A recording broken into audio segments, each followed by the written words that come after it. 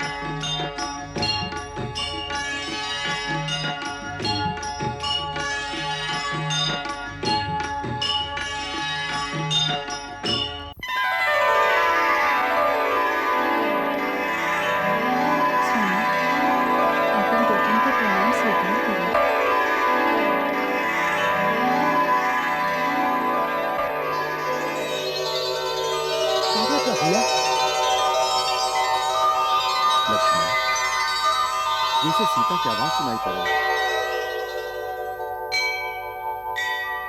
भाभी को ना कष्ट में ना होके, शायद सहायता खातिर आपके बुलावत होके। ना लक्ष्मण, लक्ष्मण, उनका आवाज में वो खुशी रहा, जैसे कोनो शुभ समाचार सुनावे चाहत रही। शुभ समाचार? शुभ समाचार तो एक ही हो सकेला भैया। अयोध्या के राजकुमार जन्म ले लोगे।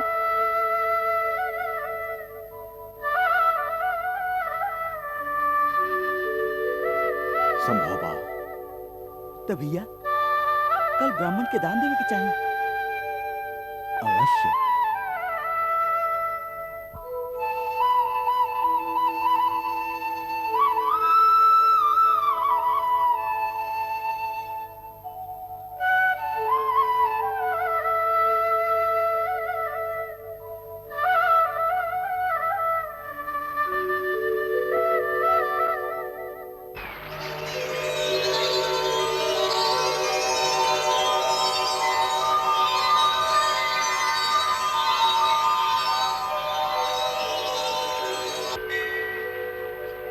कुमार शत्रु, तुहार कुल हमेशा ऋषियन के सहायता के लिए बारे।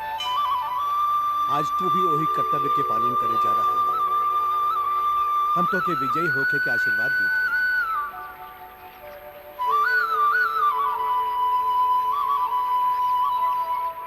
तुहार विजय यात्रा सुखद और सफल होगी।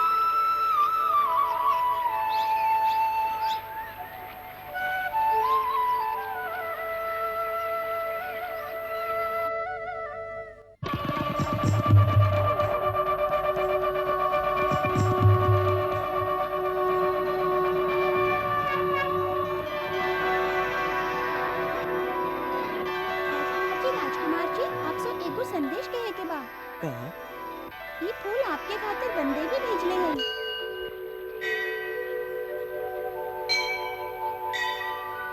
वन देवी? वन देवी के? वो दोनों कुमारन के माई।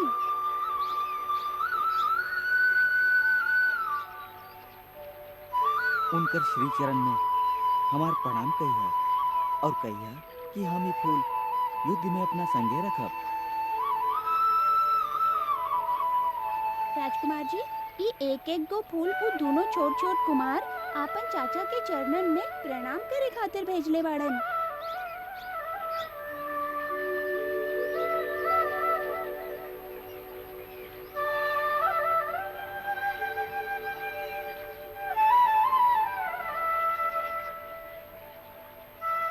ऊ दोनों के हमारा आशीर्वाद दिया और कहिया कि ऐसन वीर बनस कि एक दिन अपन चाचा के भी हरा देस।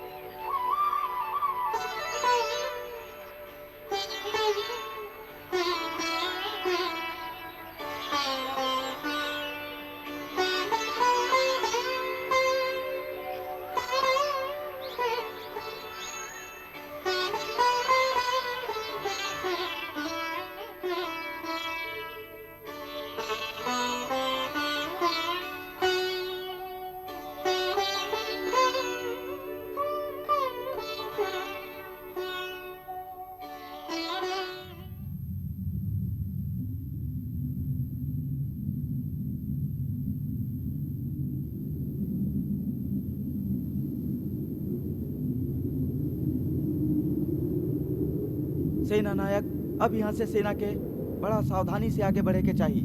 ई जरूरी बा कि लवणासुर के एह बात के सूचना ना होके के चाहिए कि अयोध्या के सेना पश्चिम की ओर बढ़ रहा है। ऊ चौकन्ना हो जाई, फिर युद्ध रास्ता में ही छिड़ जाई, जैसे हमारा उद्देश्य पूरा ना हुई। ऐसे सेना के प्रमुख मार्ग छोड़ के वन के भीतरी मार्ग से आगे बढ़े के चाहिए। आप अपन सभी गुप्तचरन के अलग अलग मार्ग से आगे भेज दी और यदि कहीं कोनो ऐसा बात देखी तो वही समय हमके सूचना दी। जे आज्ञा महाराज। कुछ गुप्तचर जे वन प्रदेश के जानकार बाड़न उ सेना के संगे मार्गदर्शन खातिर चलें, जैसे हम लोग सीधे महर्षि च्यवन के आश्रम तक पहुंच जाएं। तब तक हमार पता लवणासुर के ना चले के चाहिए।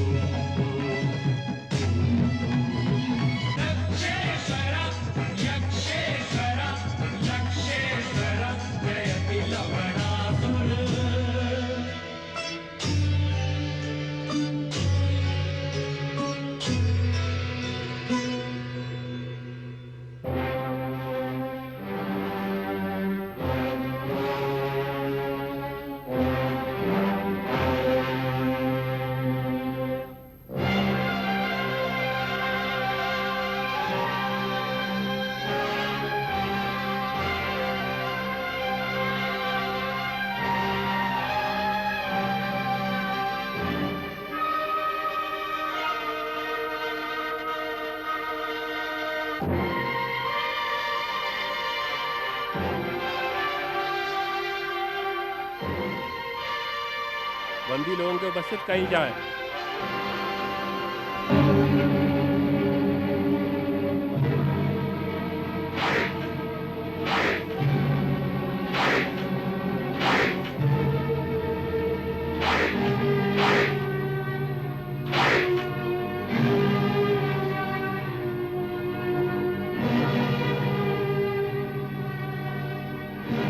इनकर दोष कहा। महाराज, हमके सूचना मिलल रहे कि राज्य के पूर्वी सीमा पर कुछ ऋषि लोग एगो बहुत बड़ा यज्ञ के अनुष्ठान कर रहल बाड़न, तो हमार सैनिक लोग वहाँ जाके यज्ञ के विध्वंस कर दिहलन और इस सभी के बंदी बना के दरबार में ले आइलन, जैसे आप इनका उचित दंड दे सकें।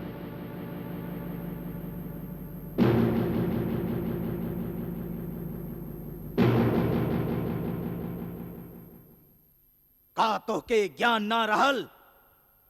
हमार राज्य में वैदिक पूजा के निषेध बा। यज्ञ के अनुष्ठान करके देवता लोक के शक्ति प्राप्त कैल और उस शक्ति के संग्रह कैल सबसे बड़ पाप बा हमार राज्य में। का तो के ज्ञान ना रहल।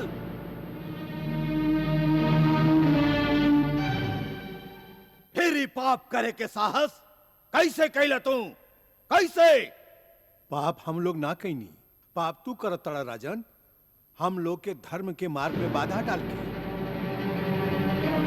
हर प्राणी के आपन आपन धर्म और आपन आपन विश्वास के अनुसार पूजा साधना और भक्ति के अधिकार बा। वही तरह हम आपन आध्यात्मिक उन्नति खातिर यज्ञ आदि द्वारा साधना करें, जैसे हम लोग आध्यात्मिक शक्ति प्राप्त करें और जेकर सहायता से हम भगवान के दर्शन करें। कौन भगवान के दर्शन कई चाहता रहा? राज्य के अंदर एक ही भगवान रहेलन और वो है लौड़ासुर।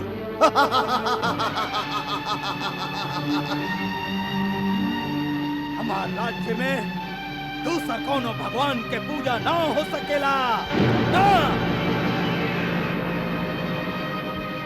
महाराज लौड़ासुर, ऐसा लागता कि तुहार काल तो सर चढ़ के बोल रहे काहे कि जब प्राणी के अहंकार इस सीमा तक पहुंच जाला कि वो अपना आप के भगवान समझे लागेला, वो है ओकर अंत समय होला।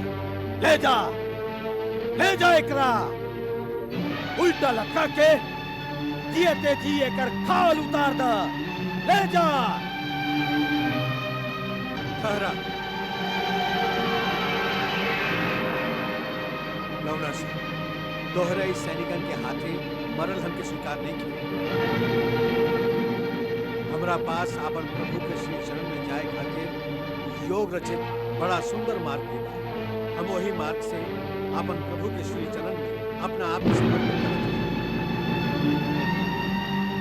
बाकी हम तोहके चेतावनी भी देत हई कि अब तोहरे पापमय जीवन के अंत भी आ गइल बा।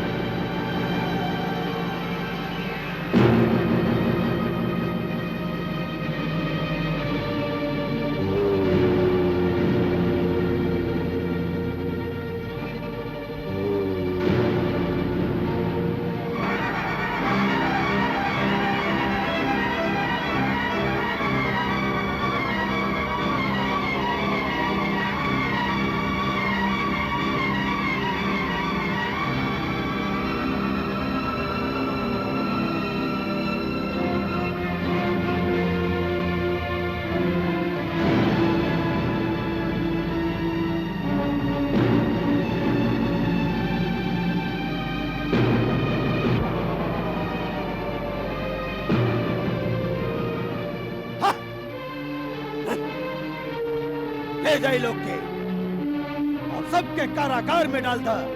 ले जा।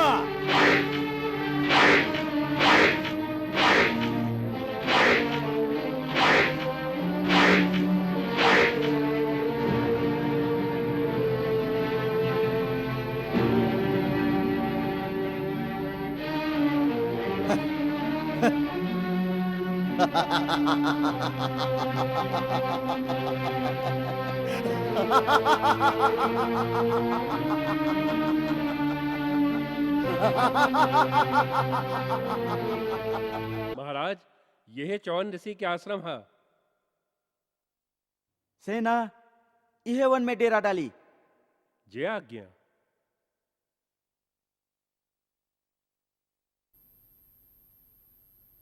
प्रणाम गुरुदेव। अयोध्या के राजकुमार शत्रुघ्न दर्शन खातिर आश्रम के द्वार पर खड़ा बाड़न। पूर्ण कुंभ के साथे उनका स्वागत कइल जाओ। जय आज्ञा गुरुदेव।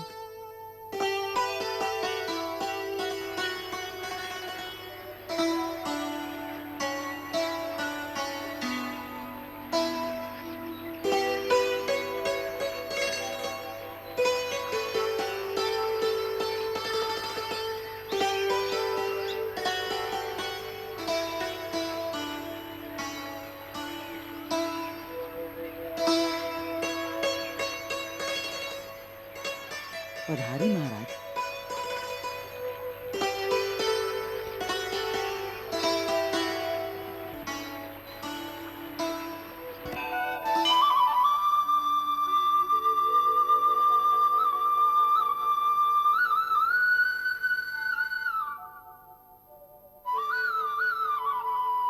हम मथुरा के होखे वाला राजा के स्वागत करत हई। आपके कल्याण होके। आसन ग्रहण करी राजन।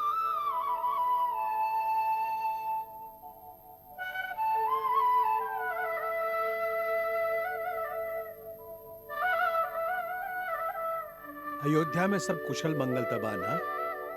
आपके आशीर्वाद से वहाँ सब कुशल मंगल बा। महाराज श्री राम आपके प्रणाम कहले हैं। वो तो स्वयं वंदनीय है। ये तो वहां के उदारता है। महाराज श्री राम की आज्ञा से हम अयोध्या की सेना लेके आपके सेवा में उपस्थित भइले हैं। अयोध्यापति महाराज हमके लवणासुर के वध करके आपके रक्षा करे के आदेश दिले हैं। अब आप हमके आशीर्वाद प्रदान करें और आगे खातिर हमार मार्गदर्शन करें।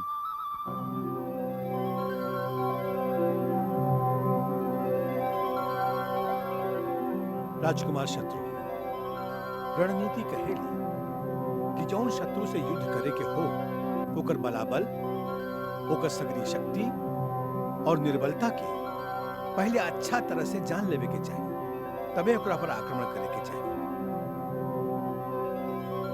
जे लवणासुर के संहार करे आप आइल ही, ओकरा समान दूसर वीर आज तीनों लोक में नहीं खे। ओकरा पास भगवान शिव के दिहल दिव्य त्रिशूल के ऐसन शक्ति बा जकरा सामने और कोनो अस्त्र सफल ना हो सके। लवणासुर में कितना शक्ति बा एकर अनुमान करावे खातिर हम आपके ही एगो पूर्वज से कथा सुनावत है। बहुत समय भाई अयोध्या में सूर्यवंश के ही आपके एगो महान पूर्वज राजा मानधाता राज करत रहे। वो परमवीर और महातेजस्वी राजा आपन पराक्रम और शूरवीरता से सगरे लोक में विजय पा ले रहा। अंत में अपन अपार कीर्ति और यश के बढ़ावे के लोभ में राजा मानधाता देवता के राजा इंद्र पर आक्रमण करे के निश्चय किया। वीर लोगन, आज सगरे संसार में ऐसन केहू नहीं खे कि तू लोगन के वीरता के सामने सिर उठावे के साहस कर सके। दोहार आक्रमण के वेग सहल देवता लोग खातिर भी संभव नहीं खे। ऐसे हम आज इंद्र पर धावा बोल के तू लोगन के स्वर्ग के अधिपति बनावे के निश्चय कर लेले हैं।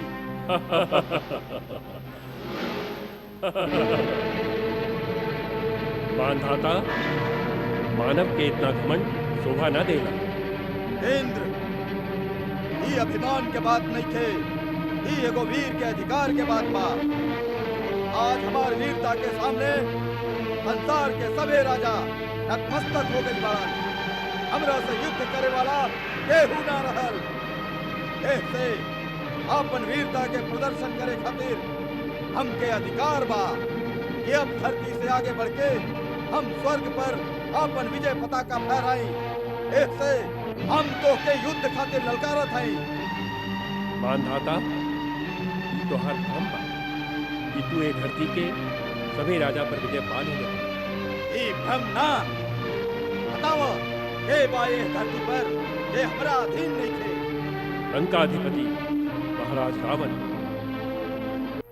वीर लोगन, आज सगरे संसार में ऐसन केहू नहीं थे कि तू लोगन के वीरता के सामने सिर उठावे के साहस कर सके। दोहार आक्रमण के वेग सहल देवता लोग खातिर भी संभव नहीं थे। ऐसे हम आज इंद्र पर धावा बोल के तू लोगन के स्वर्ग के अधिपति बनावे के निश्चय कर लेले हैं।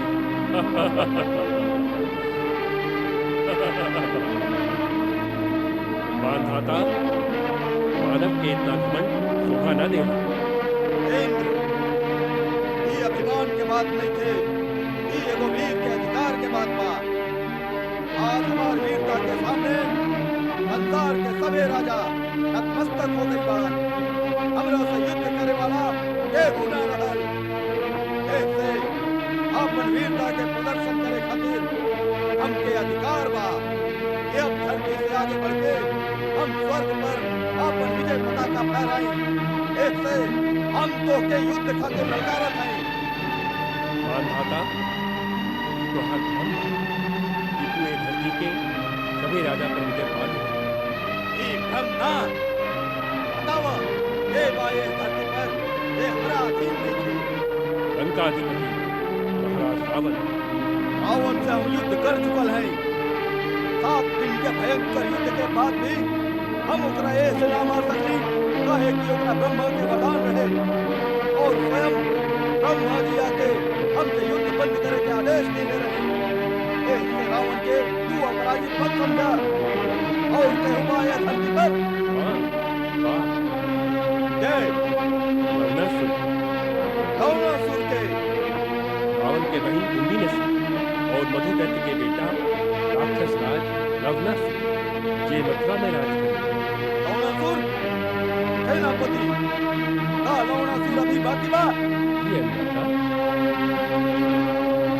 का ठीक बा, हमार इंद्र के जगह लवणासुर पर चढ़ाई करब।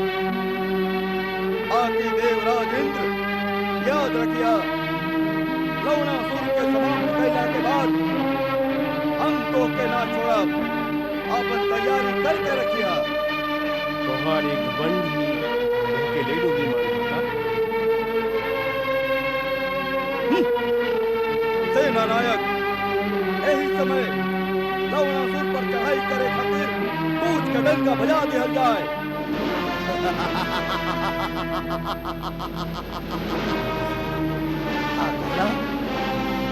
अयोध्या के राजा मानधाता लवणासुर के नाश करे आइल बा, बहुत बड़का सेना लेके।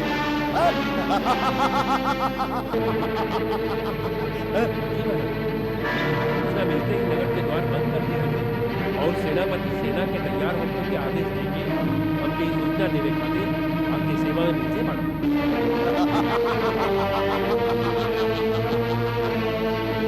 सेना हाँ, सेना के का जरूरत था? जब तक भगवान शिव के त्रिशूल हमरा पास बा, हम अकेले ही जाए। नाथ, फिर भी सेना संग रही तो अच्छा हो। रानी, ये शंका के निशानी बा। एक काम करा, शंकाहीन होके पूरा विश्वास के संगे करा, तबे जय होखेला। जय भोलेनाथ।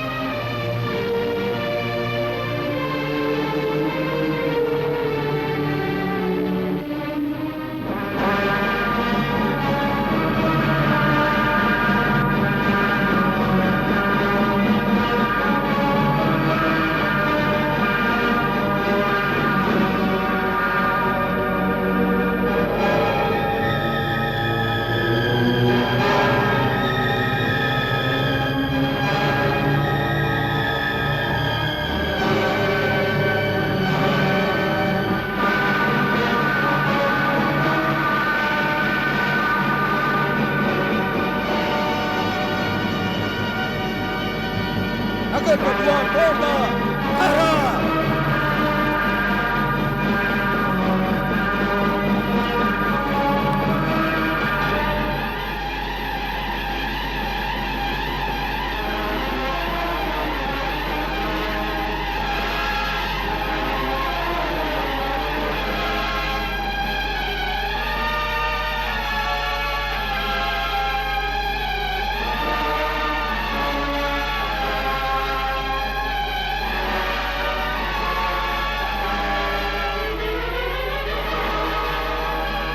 मानधाता, तू स्वयं ही चल के मृत्यु के द्वार पर आ गई बा।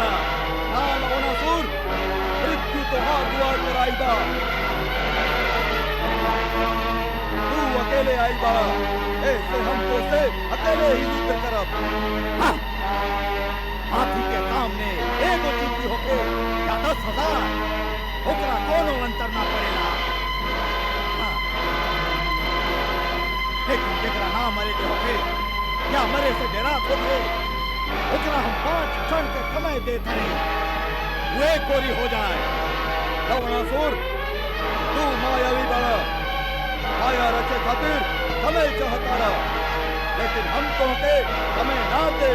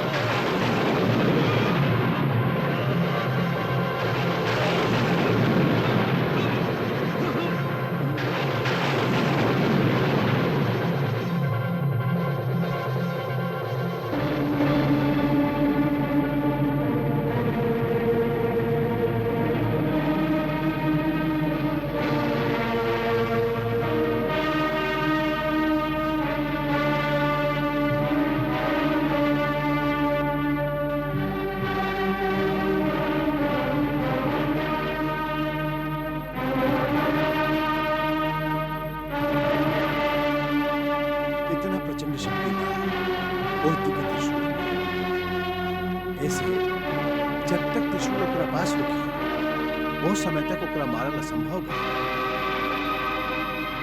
एक ही उपाय बा कि आप ओकरा बहुत समय युद्ध खातिर लड़े जब वो त्रिशूल ओकरा पास ना होखे और ना ही वो महल तक पहुंच सके। वो रोज सवेरे और त्रिशूल के पूजा करेला। ओकरा बाद वो नगर से बाहर निकल के भोजन खातिर तपस्वियन और जानवरों के चारों ओर खोजेला। उस समय वो त्रिशूल संगे न ले आया। ऐसे वह वो समय था जब आपके अस्त्र शस्त्र से सुसज्जित होकर नगर द्वार के बाहर होकर प्रतीक्षा करने की चाहिए। ये बात को याद रखें कि वो दोनों भी तरह वापस अपन महल में त्रिशूल लेने न जा सके। तब आप दोनों के बल और पराक्रम की परीक्षा कर सकते। राक्षस सेना भी आप पर आक्रमण कर सकेगी। ओकरा खातिर आपके सेना के दल नदी के उस पार चल जाएंगे चाहिए, अकेले तरह कि शत्रु के सेना के आवे के आहट भी ना होगी, ना तो वो अपन त्रिशूल के बिना बाहर ना निकले। और आप सबके वह हाल हो सकेगा जे राजा मानधाता के भाई। ऐसे आपकी सेना के चुपचाप रात के अंधेरा में ही वो नदी के पार पहुंच जाएगी।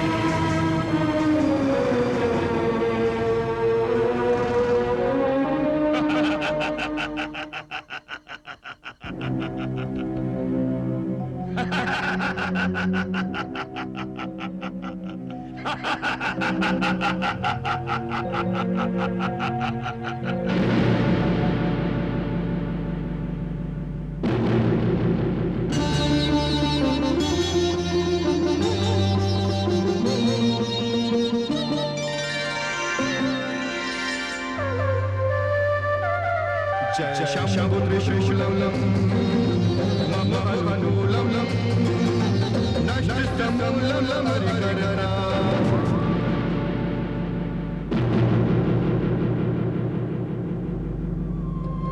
जय अभयमना विक्रम माता भाग्य विधाता हरता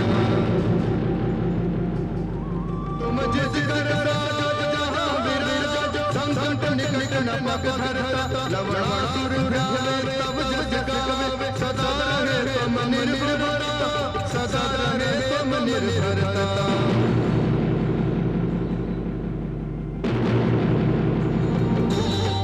जय पुरारी प्रिय सक्षम सत्रिय जागृत प्रकृत शस्त्रमणि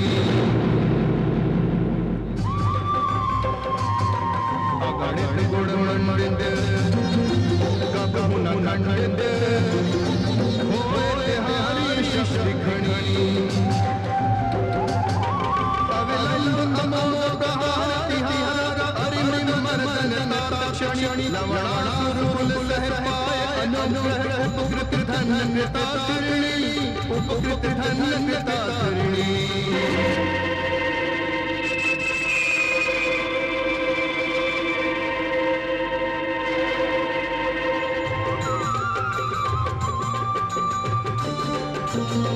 वरदान स्वरूपम आयुधरूपम दिव्य हनुमम धरे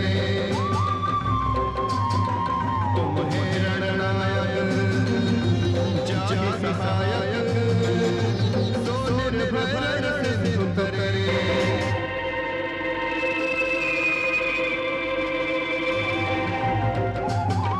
तुम चिंतन मामाय सुमिरन मामाय क्षमा सब काज करे ममता पुण्य फल प्राप्त महान्य लवणासुर शशन नमन करे लवणासुर शशन नमन करे लवणासुर शशन नमन करे